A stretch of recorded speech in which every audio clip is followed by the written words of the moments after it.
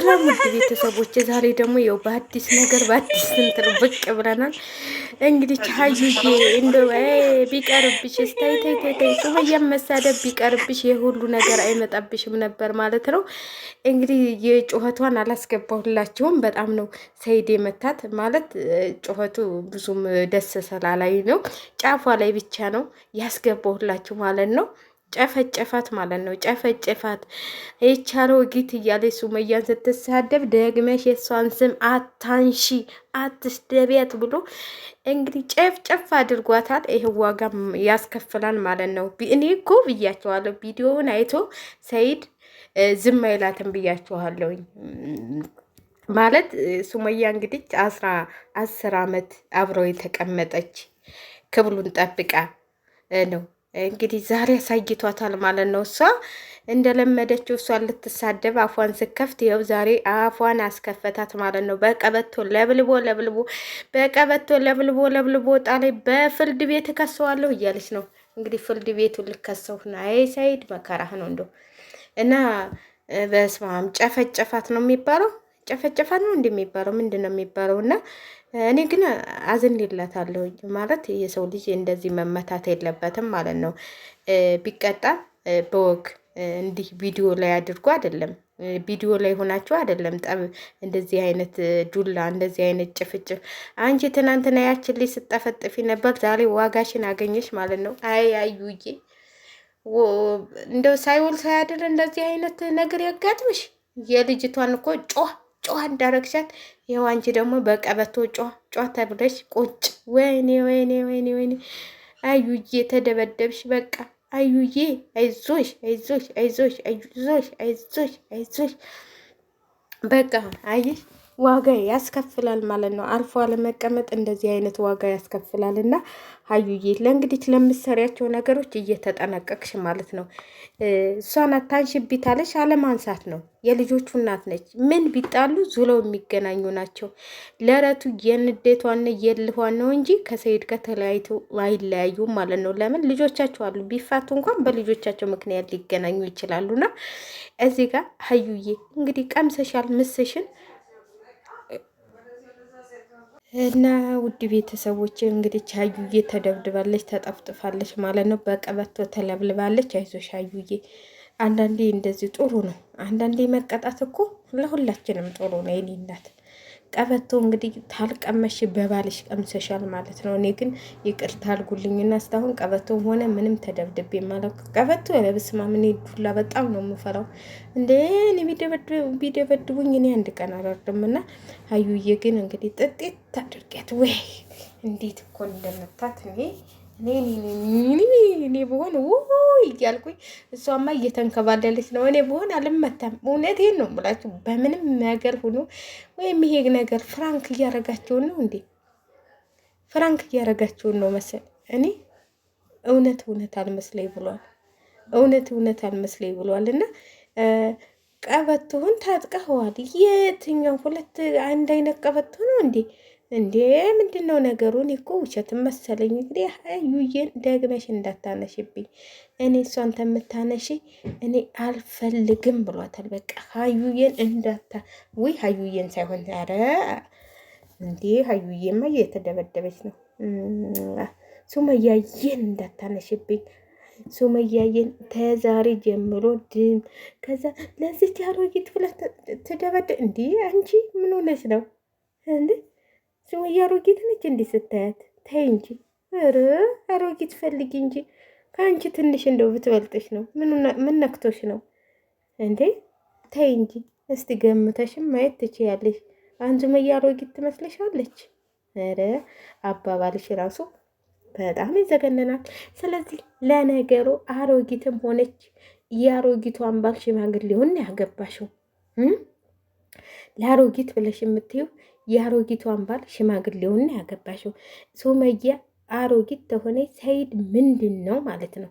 ጠጉር እንኳን የሌለው ምልጥልጥ ያለ መላጣ ምንድን ነው ማለት ነው? አንቺ ቆይ እስቲ እንጠይቅሽ፣ ምንድን ነው ሰይድ ሽማግሌውን አይደል እንዴ? የአሮጊቷን ባል አይደል እንዴ ያገባሽው? ይሄንን መመለስ አለብሽ ሀዩዬ። እንደው እንኳን ለጠለጠሽ አንዳንዴ አፍሽ ነው ያስለጠለጠሽ። እና ሱመያዬ አሮጊት አይደለችም። ስለዚህ የአሮጊቷን ባል ሽማግሌውን ለምን አገባሽ? ለምን አገባሽ? ለምን አገባሽ? ይሄ ጥያቄ አለ። አንቺ እኮ እኔ እኮ ዝም ብሎ ሰይድ በሱመያ ምክንያት አይደለም የደበደበሽ። በግ ነው አልሽው፣ ሽንት ጠጥቷል አልሽው፣ ሰይጣን ነው አልሽው፣ መጅኑን ነው አልሽው፣ ስንት ነገር አልሽው። ስለዚህ ነው የተደበደብሽው። ይሄ ነው ያስደበደበሽ። ይሄ ነው ይህን ቀበቶ አውጥቶ እየለጠለጠች ማለት ነው። ተመስገን። እንዲህም ለጌታም ጌታ አለው አለ። የልጅቷ ግፍ ግን አስጠፈጠፈሽ ማለት ነው። የልጅቷ ግፍ ያችን ትንሽዬ ልጅ ጨፍጥፈሽ ይኸው ዛሬ ጥፍጥፍ። አይውላ ያድል የሰው ብድል አለ። አይውላ ያድል። ይኸውልሽ እንግዲህ እንደዚህ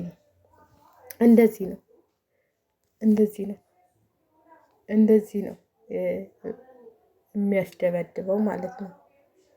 በጣም በጣም በጣም ነው የሚያሳዝነው። እና ተጠፍጥፈሻል። እንግዲህ ያው እግዚአብሔር ይሁንሽ ብለናል። ምንም ማድረግ አይቻልም። ምንም ማድረግ አይቻልም። ምንም እንግዲህ ጓደኛሽ እች 4 መንታ ምላስ ጓደኛሽ እንኳን የለች አታስጠልሽ። እሷ እየይዛ ይኸው ጥላሽ ቤቷ ሄደች። አንቺ ይህን ስትለጠለጭ እሷ የለች። 4 መንታ ምላስ ጓደኛሽ የትዳ ነው እንደዚህ ስትለጠለጭ ማለት ነው። ስትለጠለጭ የትዳ ነው። ለዚህ ቀን አትሆንሽም እንዴ? ለዚህ ቀን ያልሆነችሽ ጓደኛ ለመቼ ልትሆንሽ ነው? አብሮ ለማማትና ለመበጨቅ እንደሱ ብሎ አይሆንም። በችግርሽ ጊዜ ያልተገኘች ጓደኛ ምን ትሰራልሻለች? እስቲ ልጠይቅሽ። እንደዚህ ስትደበደቢ የሌለሽ ጓደኛ ምን ትሰራልሻለች? ትናንትና እያይዛ ላጣለች። ይኸው አንቺ ስትደበደቢ ግን ጠፊት አለች። አዩ የራስሽ ወቂበት ማለት ነው። ስለዚህ ከሰይድና ከሱመያ ጋር ተስማምተሽ ብንኖር ይሻልሻል። ተስማምተሽ ብትኖር ይሻልሻል። የሰይድን ሚስት አክብለሽ፣ አንቺ ሚስት ነሽ፣ እሷ ሚስት ነሽ፣ ተከባብራችሁ እንዲሁ አረቦች እኮ ብታዋቸው እናቴ ተቡናቸውን አብለው ተጥተው ብታው ልቅሶ ሲሄዱ አብለው ተስማምተው በቃ ቢቀኑ እንኳን በልባቸው ነው። ማንኛውም ይቀናል፣ ግን ቢሆንም እንደዚህ ወጥተው ሲደባደቡ አላየንም። እኔ ስንት አረቦች አይቻለሁ እናቴ።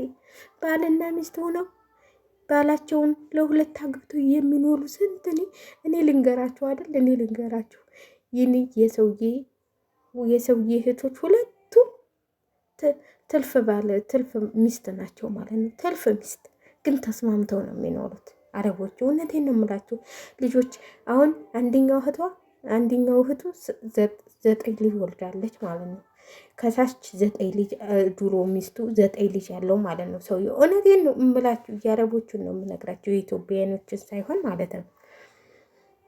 ከዛ 9 18 ልጅ እንግዲህ ሰውዬው ያለው ማለት ነው ለብቻው። እዛ 9 እዚህ 9። አሬ የዛች ይበልጣል መሰለኝ። የዛች ሳይበልጥ አይቀርም።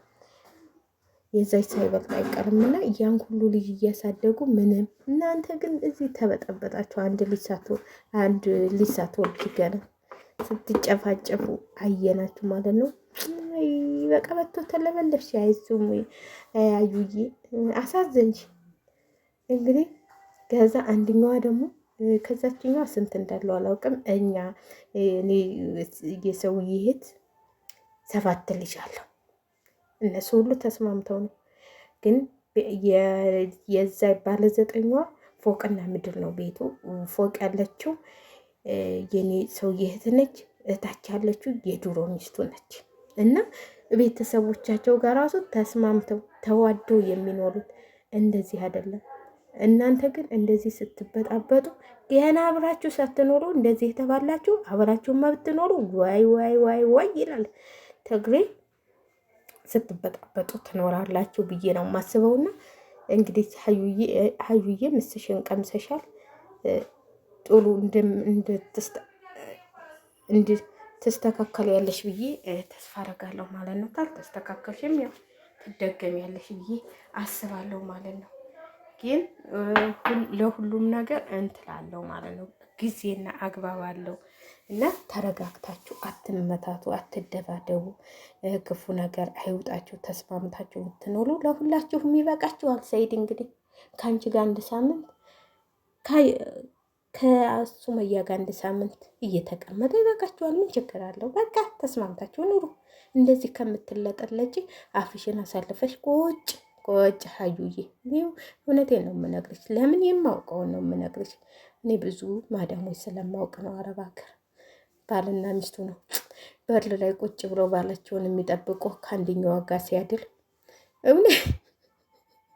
ውሸቴን አይደለም፣ እውነቴን ነው። ይህ አንድ እንትል ያለው ማለት ነው። ይሄ ሁላችሁን ለምሳሌ አንድ ቤት እንትል ብለው የሚያድሩ አሉ አይደል? አንድ ቤት የሚኖሩ ባልና ሚስቶች ሲኖሩ ክፍላቸው እንግዲህ የተለያየ ነው። ሁለቱንም አንድ ክፍል አያስተኛቸውም ማለት ክፍል የተለያየ ነው። አንዷ እዛኛው ክፍል ስታድር ቁጭ ብላ ትጠብቃለች እስከሚወጣ ድረስ ማለት ነው። በጣም አታሳሙኝና እንትን ነውና እናንተም ተስማምታችሁ ኑሩ። እስከ ሳምንት ድረስ ጠብቂው። ሰይድ በሳምንቱ ከአንቺ ጋር ይመጣል፣ በሳምንቱ ደግሞ ካዩ ጋር ከሱመያ ጋር ይሄዳልና አትጨቃጨቁ። ለዚህ ነው እንግዲህ አዩዬ ሱመያን አትናገሪብኝ ተብለሽ ጭፍ የተደረግሽው። ወይ ወይ ወይ ወይ በደንብ እኮ ነው የተመታሽው፣ ግን ታውቆሻል። እኔ በሱ መታ ኑሮ ወድቃለሁ ወይም እኔ እንጃ እኔ አልችልም። ዱላ የሚማታ ስለምፈራ ነው ባላገባም ብዬ የተውኩት። እኔ አላገባም፣ እኔ መቼም አላገባም። ምን በወጣኝ የምጨፈጨፈው እናታ